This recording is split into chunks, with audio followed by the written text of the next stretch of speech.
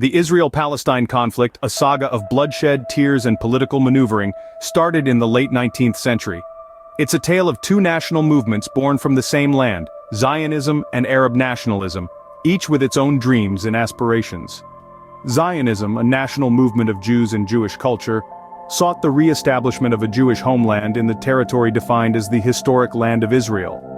Arab nationalism, on the other hand, was a movement striving for Arab political unity and independence from external domination. The land these two movements coveted was Palestine, a region of the eastern Mediterranean, where both Jews and Arabs had resided for centuries.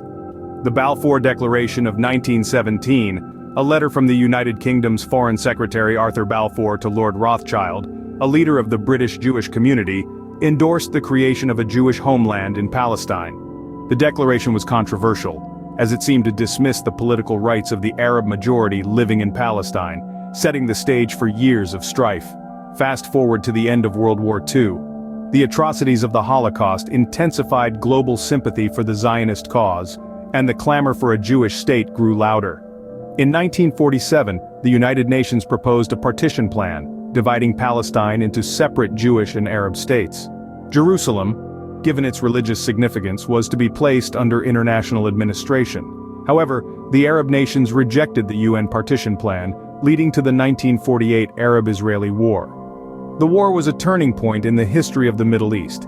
It led to the establishment of Israel, a dream come true for Zionists but a catastrophe, or Nakba, for Palestinians, who were displaced in large numbers. The 1948 war ended with Israel controlling more territory than initially allotted by the UN, a factor that would fuel future conflicts. This was the genesis of the Israel-Palestine conflict, a complex and ongoing struggle that would shape the geopolitics of the Middle East and the world at large. The Six-Day War of 1967 was a pivotal event in the Israel-Palestine conflict. This brief yet intense confrontation was spurred by a complex web of regional tensions, political disputes, and military ambitions. In just under a week, the map of the Middle East was drastically redrawn, with Israel seizing control of Gaza, the West Bank, East Jerusalem, the Sinai Peninsula, and the Golan Heights. The Six-Day War was more than just a military victory for Israel. It marked a turning point in the region's geopolitical dynamics, shifting the balance of power and setting the stage for future confrontations. The war's aftermath saw the displacement of thousands of Palestinians, a human tragedy that further fueled resentment and hostility. In the wake of the war, the United Nations Security Council passed Resolution 242, a key piece of international law that sought to broker peace in the region. This resolution called for the withdrawal of Israeli armed forces from territories occupied during the recent conflict. Yet, the interpretation of this resolution has been a subject of intense debate, contributing to the ongoing deadlock between Israel and Palestine. The consequences of the Six-Day War are far-reaching. The Israeli occupation of the West Bank and Gaza has led to decades of conflict, punctuated by periods of violence and tentative peace. The war also exacerbated the refugee crisis, with countless Palestinians displaced from their homes. The aftermath of the Six-Day War also witnessed a surge in Israeli settlement activity in the occupied territories, a contentious issue that continues to hinder peace negotiations. These settlements, deemed illegal under international law, have led to the fragmentation of Palestinian land and pose significant obstacles to the establishment of a contiguous and viable Palestinian state. The Six-Day War and its aftermath set the stage for decades of tension and conflict. It served as a stark reminder of the volatility of the region and the complexities involved in resolving the Israel-Palestine conflict. The echoes of this war still reverberate today, shaping the discourse, the politics, and the lived realities of those caught in the crossfire. The First Intifada, a Palestinian uprising against Israeli occupation, erupted in 1987. This period was marked by a series of protests, strikes, and violent confrontations, as Palestinians in the West Bank and Gaza expressed their growing frustration with Israeli policies.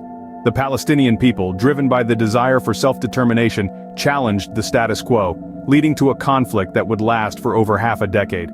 The demonstrations were characterized by a wave of civil disobedience, with Palestinians employing various forms of nonviolent resistance. Yet, as the Intifada gained momentum, it was met with severe retaliation from the Israeli military. The clashes led to an alarming number of casualties, deepening the divide between the two communities. In the midst of this turmoil, the Oslo Accords were signed in the early 90s. These agreements, forged between Israel and the Palestine Liberation Organization, were seen as a beacon of hope. They were meant to pave the way for a two-state solution, addressing the aspirations of both Israelis and Palestinians, and putting an end to decades of contention. Unfortunately, the lofty ambitions of the Oslo Accords were never fully realized. The agreements were plagued by mistrust, political instability, and a lack of commitment from both parties. The turn of the century saw the outbreak of the Second Intifada. Sparked by the provocative visit of Ariel Sharon to the Al-Aqsa Mosque, this uprising was more violent than the first. The Second Intifada saw an escalation in suicide bombings and military retaliations. The violence claimed thousands of lives and had a catastrophic impact on the Palestinian economy.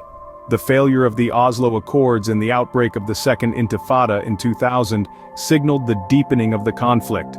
The hopes for a peaceful resolution were dashed as the divide between Israelis and Palestinians widened. The aftermath of these events continues to shape the landscape of the Middle East, emphasizing the urgent need for a solution to this long-standing dispute. The blockade of Gaza by Israel, initiated in 2007, has led to a humanitarian crisis. This blockade was a response to the rise of Hamas, a militant group with roots in the Muslim Brotherhood, which took control of the Gaza Strip in the same year. The Israeli government, viewing Hamas as a threat to its security, imposed stringent restrictions on the movement of goods and people into and out of Gaza. These restrictions have had severe implications for the people of Gaza. The blockade has exacerbated poverty, unemployment, and food insecurity, with the UN reporting that over half of Gaza's population is food insecure. The healthcare system in Gaza has also been crippled, with shortages of essential medicines and medical equipment. The blockade has also severely limited access to clean water and electricity, leading to a crisis in sanitation and public health. The international response to the blockade has been mixed. While some countries and international organizations have called for an end to the blockade, citing its humanitarian impact, others have supported Israel's right to defend itself from threats to its security. Despite this international pressure, the blockade has remained largely in place. Recent developments have further complicated the situation. In 2023, a new wave of violence erupted, with Hamas launching rocket attacks on Israel and Israel responding with airstrikes on Gaza. These attacks have led to further destruction and loss of life in Gaza, and have sparked international condemnation and calls for a ceasefire. In the midst of this crisis, the role of international actors has become even more crucial. The United Nations, for instance, has been instrumental in facilitating dialogue between the two sides, and in coordinating emergency humanitarian aid for the people of Gaza. The US, a key ally of Israel, has also been involved in mediating the conflict, although its role has been controversial due to its perceived bias towards Israel. The recent developments underscore the complexity and intractability of the conflict. As we move forward, it is clear that a just and lasting resolution to the conflict will require addressing the root causes of the conflict, including the blockade of Gaza, and ensuring the rights and dignity of all people in the region. The Israel-Palestine conflict is a complex issue with deep historical roots and serious implications for regional and global politics. We've journeyed together through the maze of history, tracing the roots of the conflict back to the early 20th century, through the creation of Israel and the displacement it caused, to the Six-Day War and the occupation of Gaza and the West Bank. We've seen the rise of the intifadas, or uprisings, as Palestinians sought to reclaim their rights and their homeland. We've witnessed the grim reality of life under blockade in Gaza and the escalating violence as both sides flex their military might. The world has watched as supermodel Bella Hadid used her platform to raise awareness about the suffering of innocent Palestinians and condemn the attacks from Hamas on Israel. We've seen the delicate status quo around Jerusalem's holiest site, a symbol of the deep religious and cultural ties that bind and yet divide Israelis and Palestinians, unraveling. We've noted the influence of the far right in Israel's government, and the potential for incitement and escalation this presents. We've also observed how the conflict has tested political alliances further afield, causing divisions within the progressive wing of the Democratic Party in New York, and potentially reshaping political landscapes. As we step back and survey the landscape of the conflict, it's clear that this is more than a territorial dispute. It's a clash of narratives, identities, and historical memories played out on a global stage.